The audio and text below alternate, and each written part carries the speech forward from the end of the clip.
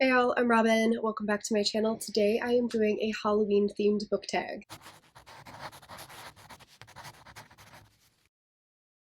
So this is actually an original book tag. I came up with this book tag last year and I created it over on my blog. I will link my blog down below if you want to see my answers for all of these questions from last year. If you are interested in doing a Halloween themed book tag, consider yourself tagged. I have not prepped for this at all, so this could go absolutely terribly. But I have my computer off to the side that has all of the prompts on, and I am hopefully just going to answer all these questions, and this video won't be a million years long, so let's get right into it. First up is Halloweentown. Name a book with a magical world. That's a good question.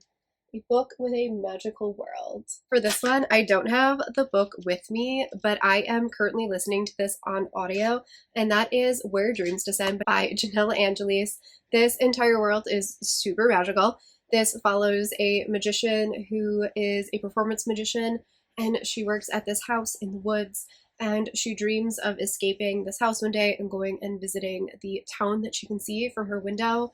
And one day she flees the house and she makes a mad dash for it, and she finds herself at the gates of this town. And once she gets into the town, she decides to enter into a magician's competition, but the world and town aren't everything that she dreamed it would be, and she starts uncovering some dark mysteries and secrets surrounding the town and magic and the people that she meets.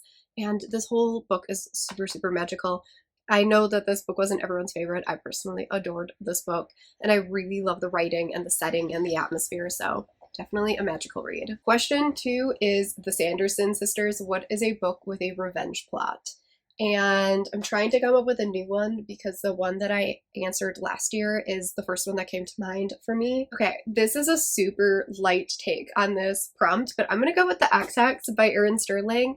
This book follows a girl who is in a relationship with this guy at the beginning of the book, and she learns that he is actually betrothed to somebody else, and so they have this big blow up and they break up, and she and her cousin curse the ex, and he goes back to Wales, and then 9 years later he returns to their small town, and the curse latches onto him, and the curse starts to wreak havoc not only on his life but the small town, and everyone has to work together to try to undo the curse. And I just really loved this. I know it's not necessarily a revenge plot, but there is a revenge hex in here, and I just can't stop talking about this book, so that's what I'm going to go for this prompt. Just a side note, the book that I mentioned last year for this is Foul is Fair by Hannah Kaplan, and this is one of the best revenge books I have ever read. It is a Macbeth retelling. It is told in a really unique format, so definitely know that going in, but the revenge in here is so good. This is the epitome of a good for her book, and Hannah Kaplan really went there with this one. The cover is heinous, don't get me wrong, but ignore the ugly cover and definitely pick this one up if you haven't, because it is my favorite revenge story. Prompt number 3 is The Haunted Mansion, and that is, if you like this, then try this. Okay, so for this one, I don't have the book, so for this I have, if you liked Ninth House by Leigh Bardugo, you should try Summer Suns by Lee Mandello. I know I have talked about this in a whole ton of videos recently, but I can't stop recommending this book. This has very similar like vibes, I guess, to Ninth House. Ninth House, but very different plots. Ninth House is about like secret societies and like cults and magic and all that kind of stuff. This is also academic and it is also paranormal, but it has very different plot. But if you like the darkness of Ninth House, definitely give this a read, because it is also really dark and really triggering and very intense subject matter, but it is also a great spooky read, and it has great themes. And I'm not going to go into the plot again because I have talked about this. I talked about this in my wrap-up as well as a spooky recommendation.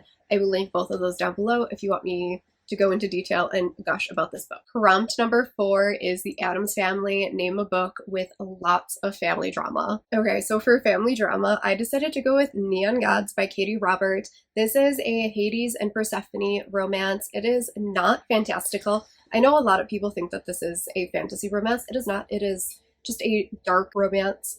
And it is set in like a fake world, like a fantastical world, I guess. But there's no fantasy elements in here. The Hades and Persephone names are actually titles for most of them. So everyone has a title of a god. They're not actually a god. But I chose this one because in this book, Persephone has two sisters and their mother has set her up. And so there is a ton of family drama between the sisters and their mother in here. And that kind of is a plot throughout this whole book, is like the sisters tried to fight against their mother, and their mother like loves them, but she keeps making bad choices for all of them. And this definitely has a lot of good family drama in it. Number 5 is Twitches, and this is a book that is featuring sisters. For a book featuring sisters, I'm going with It Happened One Summer by Tessa Bailey. This is an adult contemporary romance that I have not stopped talking about since I started this channel.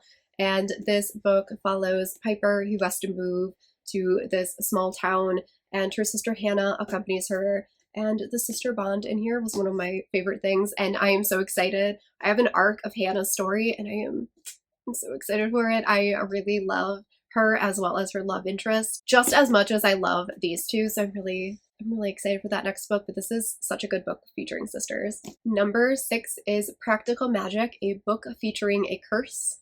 For a book with a curse, I'm going with The Dead in the Dark by Courtney Gold. This follows a girl who moves to this creepy town called Snakebite in Oregon, and the town seems to be cursed or haunted because people keep going missing in the woods, and something dark seems to be lurking in their town. And she teams up with another girl who is from that town, and that girl's boyfriend has recently gone missing, and they kind of team up to try and cover what is cursing their small town. So this was a really good one. It is a YA paranormal story. There is queer rep in here. There is a female-female relationship in here. And there is an evil curse on this small town. Number 7 is Casper, and that is a TBR book that is haunting you. And my TBR cart is super full. So all of the books are staring at me and haunting me. But the one that is haunting me the most is Crown of Gilded Bones by Jennifer L. Armentrout. I was so excited for this book, and I got about halfway through when it first came out last year. I got this far, and I was bored. I was really, really bored. There is so much exposition in this book of just like her sitting in a room with the love interest and his best friend, and the three of them discussing things, and I got so bored.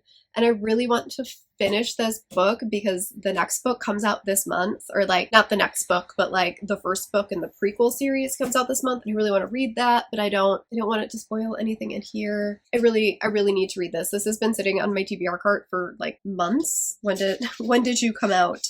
I don't know. Earlier this year this came out. This has been sitting there for ages. So this is probably the one that's haunting me the most. Just it stares at me with its big chunkiness and boring exposition. Number 8 is Clue, a twist you didn't see coming. For this one, I'm going with The Headmaster by Tiffany Reese. I absolutely loved this book. This was a romance that I read last Halloween, and it blew my mind. The ending of this book took me on the most wild journey. I was blown away by the ending of this book. Definitely something I did not see coming at all. Number 9 is Beetlejuice, and that is a book featuring the undead. So for this one, I'm actually going to go with a book I just read, and that is 4 Psychos by Christy Cunning. This book follows these 4 men who aren't entirely human, and they have a ghost in their house that they cannot see, but the ghost can see them. And she is somehow tethered to them, and she has to like be in their presence in order to like stay present. Otherwise she starts to fade, and she doesn't know who she is or why she's there or who these people really are. But all of them aren't necessarily human, and she is definitely undead. There's also like demons and the devil and all kinds of underworld creatures in here. So lots of undead creatures in this book. Number 10 is Tim Burton, and that is a book, a series, or an author that you associate with Halloween. So in last year's, I chose Ruth Ware, and this year I'm going to go with Riley Sager.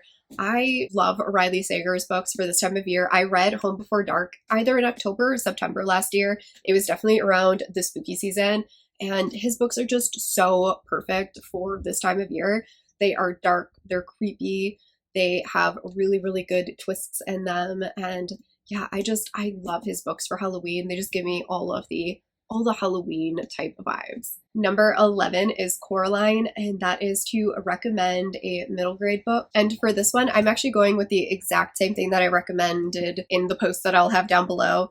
And that is the Small Spaces series by Catherine Arden. The first book is Small Spaces, book 2 is Dead Voices, and book 3 is Dark Waters. Each book follows a season, so we have fall, winter, and spring. Summer is set to come out next year. And this series follows a group of elementary kids who, in this first book, they go onto a field trip to a farm, and the entire class is kind of taken over by these scarecrows, and they are made into scarecrows, except for 3 students who have to try and fight the evil scarecrow to save their class. And they are now haunted by this evil scarecrow that they defeated, and he keeps coming back in the future books to try and capture them. And this series is super fun and kind of creepy, and it's beautifully written because it's Catherine Arden, and this is one of the few middle grade series that I actually read, and it is one of the very, very few that I own. And yeah, I really love this series, and I want to recommend it all the time. Number 12 is The Great Pumpkin, and that is an upcoming release that you are highly anticipating. So for this, I am going with The History of Wild Places by Shea Earnshaw. This is one of my most anticipated books of the entire year, and it comes out, I believe, December 7th, something like that, early December. And I am so excited about this book. It is Shea Earnshaw's first foray into adult. It is a thriller, and I believe we're following a man who has some sort of ability to hunt down people. All he needs is one object of theirs, and he is able to find them. I assume there is some sort of like slightly magical element in here, considering Shea Ernshaws' other books, but I don't know for sure. And I believe he is hunting a children's author, and I don't know why she's missing or why he's trying to find her or any of those things, but I am so excited for this. Shea Ernshaw always incorporates like nature and foresty elements into her stories, and I'm so excited for this book. And then the last question number 13, is The Nightmare Before Christmas, and that is a book that blends genres. And for this one, I had to go with The Wisteria Society of Lady Scoundrels by India Holton, because this is the most unique blend of genres I have ever read. This is a historical, fantastical pirate romance, and that made for such a fun, unique story. This is one of my favorite books of the entire year. It was just so much fun.